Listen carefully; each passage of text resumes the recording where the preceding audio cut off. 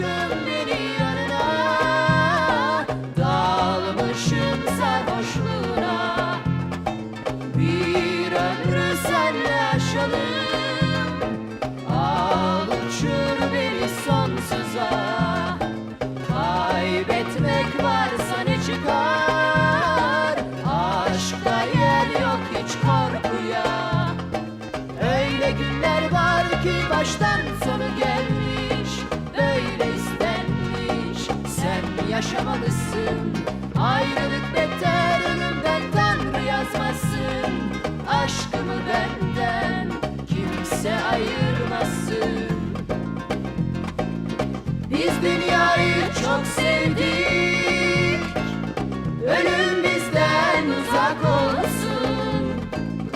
Aşık olduk, yüreklendik, kader bizden yana dursun. Hasretli çektik.